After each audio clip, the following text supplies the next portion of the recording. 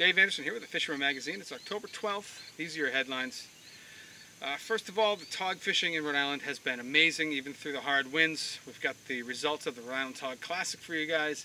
And there's been some big stripers in the eastern Long Island Sound sticking with the bunker schools. Stay tuned for all that and more on this week's New England Fishing Forecast. The fishing news is sponsored by these fine partners.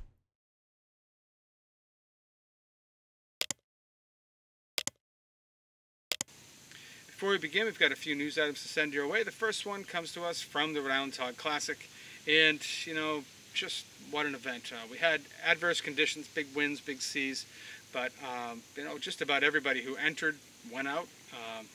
It was evident. You drive around Narragansett Bay and you just see boats up against the western shores everywhere, just trying to tuck out of the wind, trying to fish this thing. And in spite of all that, we still had some impressive fish. There were 3 12-pound fish that led the boating division. The winner was Rich Rajpal with a 12.12 pounder, if I remember correctly. Second place was Captain Robbie Taylor with a 12.10 pounder. And then the third place winner was James Matino, and that fish weighed 12.08 pounds. So you heard that right. 0.06 of a pound separated the top 3 biggest fish in the boat division. Pretty impressive stuff. And there were prizes all around for the shore division, the kayak division, the youth division, and also the team win went to Team No Sleep. That was headed by Captain Robbie Taylor, and they entered, I think it was 66.64 pounds for 6 fish. I did the math on that. It's about 11.7 pound average. That's pretty impressive. So you see the picture here. They took home a cool 5 G's for that win. That's pretty awesome. But this tournament is one of the best you're going to find. It's run by Ralph Craft and his crew from Crafty One Customs, and it's unbelievable. It's unbelievable how smoothly everything goes. The people that he has surrounding him at this thing are all great people. They seem happy to be there. Everything just goes smoothly, and just feel the camaraderie there is just unbelievable. Really looking forward to next year's event. Hopefully they're going to run it again. And the big thing is they had, what did they have? They had 598 paid participants hailing from 11 states. The furthest state was Hawaii. 2 people came from Hawaii to fish the tournament. Just an unbelievable event. Benefits the 3 Angels Fund, which helps out families who are dealing with a cancer diagnosis. That's important work. I've been through it, and I just want to say, really, as a thank you from all of us, everyone who fished it, everyone who observed this thing. Thank you, Ralph. Thank you, the crew of Crafty One Customs. I mean, just an amazing event, an amazing cause, and just seemed to go off without a hitch. So, big applause to you guys. Next up, we're going to do a quick rundown of what's going on in the Dream Boat Challenge this week. We had 2 new entries that made the Dream Boat leaderboard this week. The first was a 2.25 pound porgy caught by Darren Tremmel of Brick, New Jersey. This was good enough for the 10th spot in the category. Next was a first place 4.28 pound black sea bass landed by Andre Ledoux of Beckett, Massachusetts. The top 3 remain unchanged. We have Kyle Kraus holding 3rd place with 15 points, Eddie Terrabile hanging tough in 2nd place with 18 points, and Bobby Cifarelli leading the world with a comfortable 24 points. The Dream Boat Fishing Challenge is the Fisherman subscriber-only multi-species fishing competition with a chance to win a 21-foot Steigercraft center console powered by Yamaha, along with many other great prizes. Visit thefisherman.com to subscribe and get all the details so you can be part of the action. Then I want to remind everybody about another tog tournament, which is going to be run next week. So that's going to be from the October 19th to the 22nd. That's the Togtober tournament, which is run by Black Hall Outfitters. My bad, I always do that. And it's $50 to enter. And they have Calcuttas for false albacore, black sea bass, I think sea robin. I think there might even be one other species in there. They're going to have an awesome party at the end. They got cash prizes, they got tackle prizes. So head over to blackhawloutfitters.com, go to the captain's log, and then go to events, and that'll get you what you need to get through and place an order for an entry. And it's a 4-day tournament. It's always a good time, so head over there and check that out. And then the last thing is the giveaway, which is ongoing. Haven't seen too many entries over the last week. Had kind of strange weather, which may be contributing to that. But I do have a couple that are pretty solid. So if you don't know the drill, it's just got to be a picture of you with a recently caught fish. And you can email it to me at danderson@thefisherman.com, or you can text it to the number on the screen. On October 26th, I'm going to announce a new winner. They're going to get a prize pack from Missouri. It's got a whole bunch of lures. It's got some leader material in there. And then we'll see. We'll probably start another one up after that. So we'll see who wins.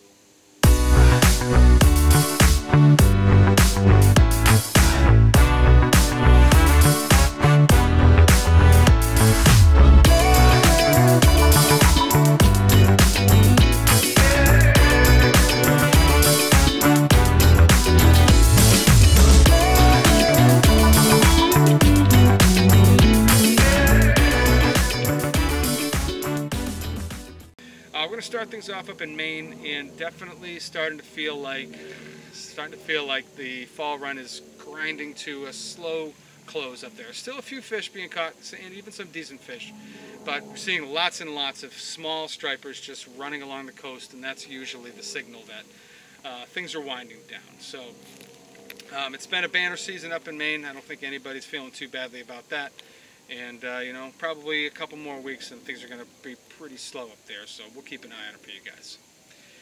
Jumping down over the border into the northern part of Massachusetts, I've heard Plum Island has been tough. You know, the fishing up there, especially from the surf, has been, you know, just so-so. Small fish, not a lot of bait, and really even those small fish have been hard to find. I don't think it's the end there. I think we're just in between waves. One place in that area that has been producing is the mouth of the Merrimack River. A lot of bait still coming out of the river, and you know, whatever fish are in the area are kind of concentrating there to eat that bait. So if you're up there, that'd definitely be a good place to concentrate on. Also still hearing about some good striped bass around Cape Ann. It's slowed down a little bit, but some decent sized fish up there and decent numbers of fish as well. So that's a place you can check out also. Going down into the Plymouth area, we're still not seeing that blitz action that we've seen over the last 2 years. Water temps are still pretty warm, so it's still possible if that could happen, but the clock is starting to tick louder and louder, if you ask me. May not happen, we'll see. But there are bluefish and bass on the offshore ledges. There are schools of bass along the beaches with, you know, chasing some peanut bunker around, chasing some silver sides around. It just hasn't sort of coalesced into that big blitz that we saw these last 2 years. Out on the Cape, the best striper fishing seems to be on the bay side right now. A lot of guys, a lot of surf guys in particular, are fishing the inlets, you know, from the canal all the way out. And they're finding fish, but most of these fish are in the like 24 to 30 inch range. A few in the mix up to 36 inches. A lot of guys fishing like plastic swimming plugs and stuff like that. That's been the most popular plug in the area, but no really big fish to report from there. Going around the outside of the Cape, a lot of dirty water out there after that big groundswell we had over the weekend, so I haven't got too many reports from there. I would guess that up inside the estuaries has some stripers right now. Down into Nantucket Sound is where things start to get more interesting. Starting to get more Tautog reports from Nantucket Sound and Vineyard Sound. And some nice fish are being caught. Guys are getting them off the jetties, you know, but also just up inside the islands or any of those rocky structures in, you know, say like 5 to 20, 30 feet of water. That's where most of the action has been. As far as albies and bonito go, it's been decent numbers of albies, especially around the Vineyard. Seem to be a few more albie reports coming from the Nantucket side, but overall, pretty good reports for both species in that area.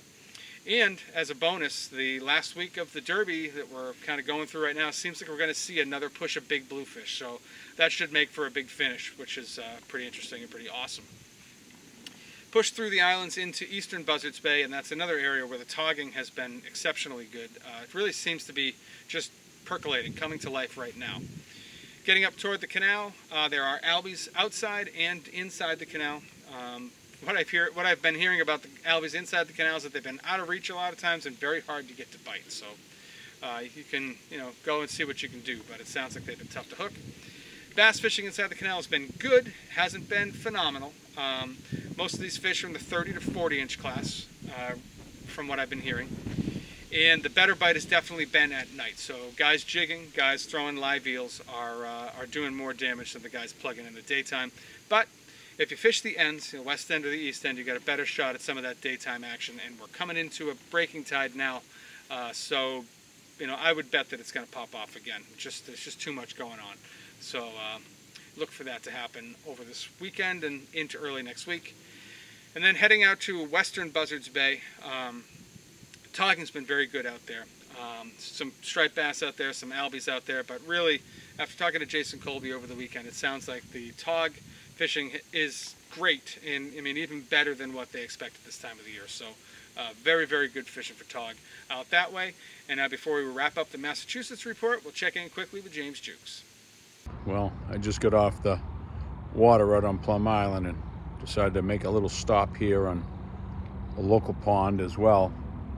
See what's going here, because there was nothing going on Plum Island.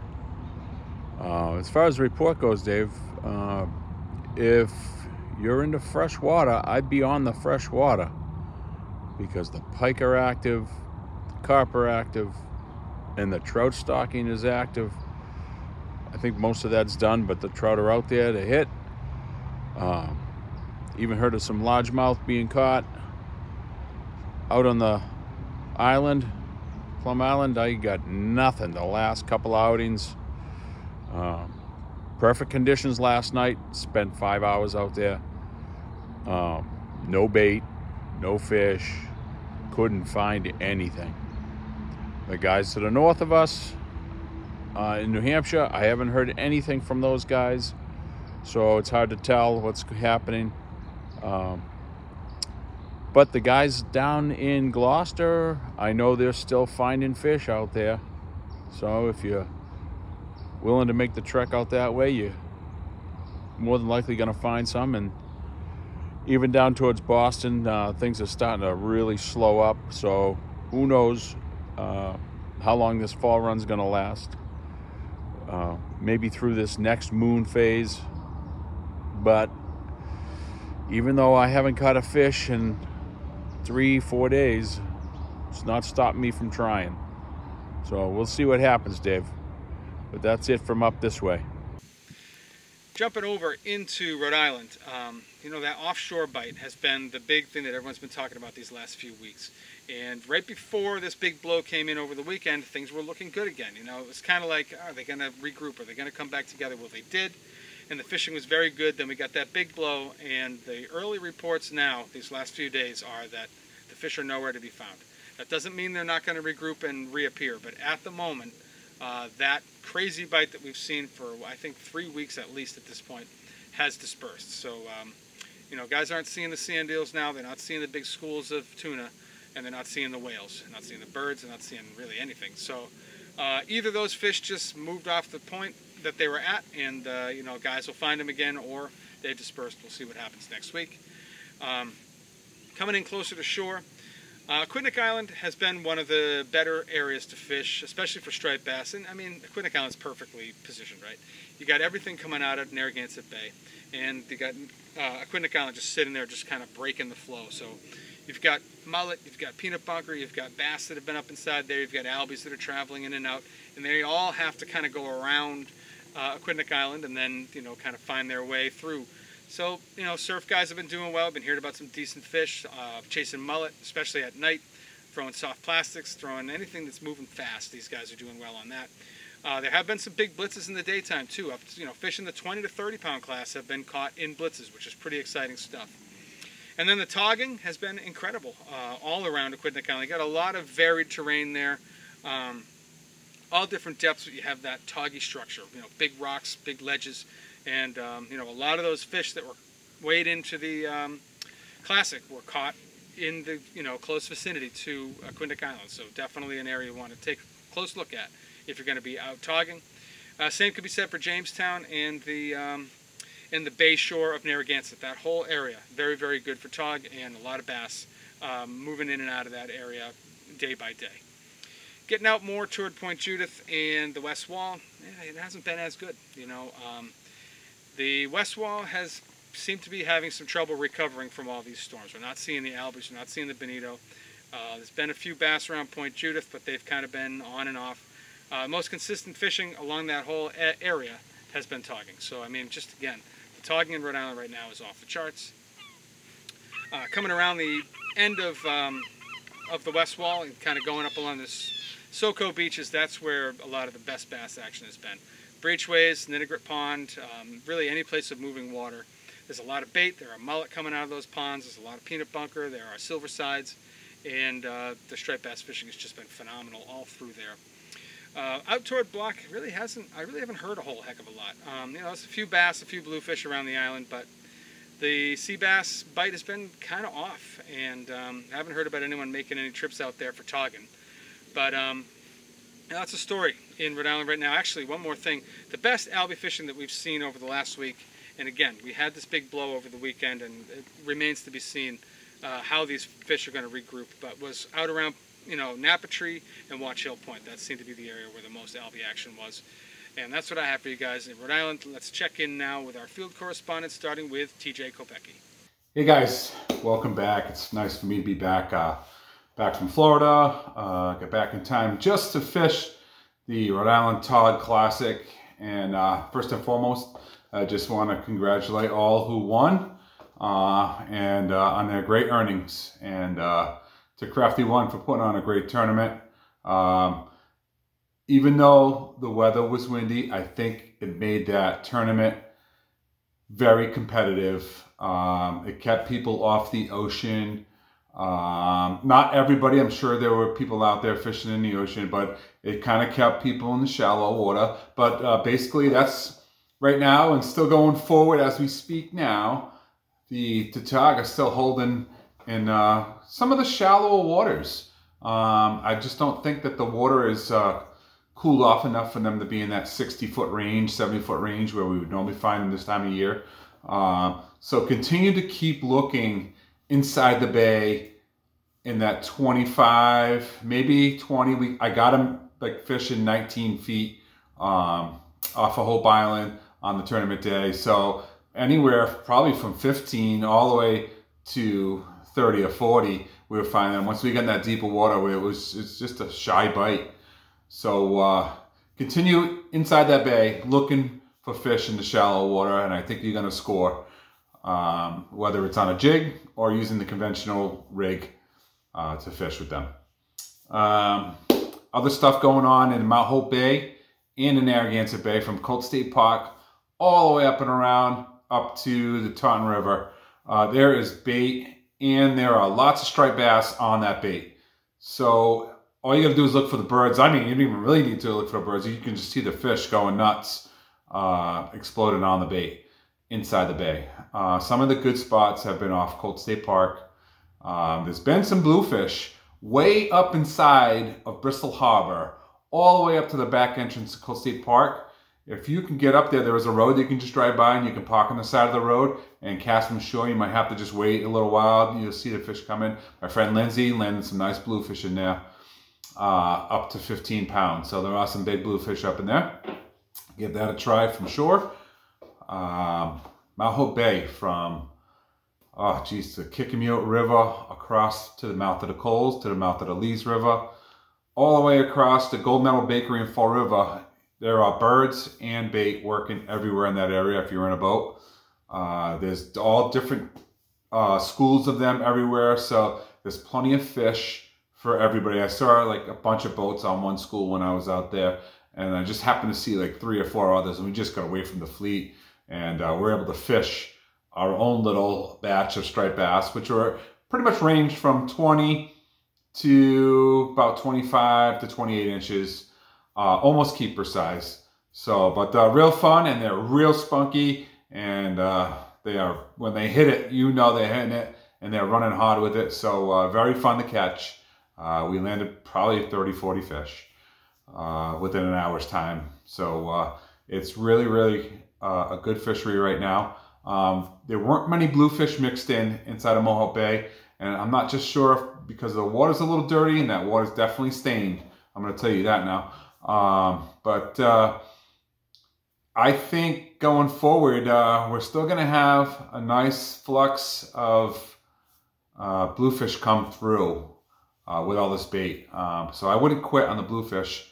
And there's still some great ground fishing up into Mount Hope Bridge. There's still some good scup being caught. There's still some black sea bass, some really good black sea bass inside the bay. And again, Tautog is another good option. So hopefully this weekend's nor'easter that's coming doesn't really blow it out. Saturday looks good to get out there before the pressure change. You might do really well. So other than that, we'll catch you next week. Tight lines. Now let's check in with John Lee from JL Charters. Hey, John Lee, JL Charters, Point Jewkes, Rhode Island. It looks like the tunas, those medium-sized school bluefins that were all around the Suffolk area, that's kind of over, or it's got to reset. Those fish maybe have gone west down towards the Ranger, south of Montauk. I'm not going to go follow them. So the tuna season is likely over for me, short-lived, but I had a blast. I've been doing some blackfish trips. Some are really good, some are on the slow side. And tomorrow I'm going cod fishing, give that a shot. We have another storm coming, so just a lot of weather days. But the next 3 seem beautiful. Anyway, I'll get back to you next week. Thank you. Jumping over into Connecticut, the thing we have to talk about first and foremost is the Tautog opener, which was Tuesday. And by most accounts, it kind of opened with a fizzle a little bit. It might have just been that the morning was pretty flat, and then it just got rougher and rougher throughout the day. But a lot of guys struggled to find keepers, which is unusual. And I think most guys found them, by the end of the day. But it just didn't start off the way that I typically hear it starting off, at least from the guys that I spoke to. I don't doubt for a second that a few guys crushed them, but most of the guys that I talked to fish east of the Connecticut River, and they said it was a struggle. So I'm going to chalk that up to, just to the weather, and I think by next week we'll have much better Tautog reports from that portion of Connecticut. But yeah, kind of opened with a little bit of a fizzle, like I said. The bluefish have moved back into the race, and a lot of guys are doing damage out there with diamond jigs or 3-way and bucktails. Some decent bass in the area too. And then kind of throughout the eastern sound, if you can find pods of bunker, which have been kind of scarce, there's been some really big bass with them. Fish up well into the 30-pound class, and probably a few touching 40. So you got to put some time in looking for the bait, because there's not really much else right now that seems to be holding these fish. But they are out there for the guys that are putting in the time to find them. So, do your homework and you may be rewarded. Heading up toward the Connecticut River, things have been getting better in that area. There's really no runoff to worry about this week, and we've seen more bass coming out of the river. Fish, from what I've seen, fish up to like 20 pounds. There hasn't been any really big monster fish, but there's been decent numbers of fish. Guys throwing soft plastics have been doing exceptionally well. Getting some topwater action outside the mouth of the river also. And at some of those places that concentrate the current, like Cornfield Point, like Hatchett's Reef or whatever, guys are finding some concentrations of a little bit bigger fish. So overall, I'd say the striped bass fishing has been pretty good out there. Porgy fishing, still amazing all throughout that region. Things have slowed down just a tick, but I mean, overall, it's just been really, really good. Haven't heard too much about bluefish in that area, but if you want to catch bluefish, you want to head a little bit further west. Guys are getting them around Southwest and 6 Mile. We're seeing, not giant fish, but some decent sized fish. And same thing for the stripers, slot size stripers, a few bigger ones, a few smaller ones in the mix. And the porgy fishing again there has also been exceptionally good. And that's also the area where we're hearing about the most albie action. Things have not changed too much. I think the action slowed down a little bit from the fever pitch of last week, but they're still finding fish in that area. And the storm didn't do too much to dirty up the water in that region. So still seeing some albies in that region from the guys that I've been talking to. And then further out west, you know what? Instead of just talking about it, let's just start the field correspondence right there. And we'll throw it over now to Max Finch from Fisherman's World. Hey everyone, Max here from Fisherman's World. And we got the Tight Line Slam coming up this weekend. Taylor puts on a great tournament. We're fully stocked up on all the gear you need. The fishing has been amazing. There's been albies in actually the mouth of our harbor. There's big bluefish in our harbor chasing peanut bunker. We just got the new albie erasers in from Hoagie. These have been deadly. You can use these on the bass, the albies. This is perfect too to cast when you have a really stiff wind. They cast way better than albie snacks. They're almost like a pencil hybrid, so they cut right through. And then we got Gravity Tackle's new 4-inch paddle tails, and then we got a restock of his bigger ones. These are deadly for the stripers. Diamond Jig and 11B's been good. 28C. The mouth of the Saugatuck had albies. Along our beaches is really good. Virtually, you know, blind casting around structure. Anywhere you find peanut bunker, you can find some fish. Blackfish opens up tomorrow. We'll have crabs. The shallow water bite has been fantastic. So thanks and good luck. Now we'll check in over by the Connecticut River with Mike Roy from Real Cash Charters. Hey guys, for this week's Fisherman Report, yesterday was the Blackfish or Tautog opener. As expected, the blackfish are shallower because the water temps are still warm. As the temps start to drop, they should move deeper. The black sea bass fishing is really good, and you're going to catch a mix of black sea bass, porgies, and blackfish right now because the water's still warm. But this is a great time of year to pretty much catch everything in Long Island Sound. The striper fishing is very good. False albacore are still feeding heavily on bay anchovies, and there are still a lot of bluefish blitzing on the surface. So you can pretty much go out and catch every species right now. So get out there and good luck. And I know Rowan was up in Pulaski, New York this week, so I think we're going to get a little taste of that and maybe some local stuff as well. So let's check in now with Rowan Lytle. Hey everybody, coming to you today from a random rest stop somewhere in New York or Massachusetts. I'm not sure where I am now. Just on the way back down from Pulaski, I had some pretty good fishing with some very snappy kings in the Salmon River. Pretty good for up there. A lot more aggressive than I'm used to, eating some pretty sizable streamers. Back at home, it's looking like the Connecticut River's leveling off a little bit. Of course, we're going to get another shot of rain over the weekend, and we're coming into some more fall-like weather, cooler nights and cooler days. Expect the larger panfish to push back into a lot of the marinas and coves, and that should provide some pretty good fishing for crappie and yellow perch. Of course, I like to fish for those with light fly rods, but it's a fantastic time of year to target them on light spinning gear and small jigs as well. Little hair jigs, small curly tails, small paddle tails, things like that.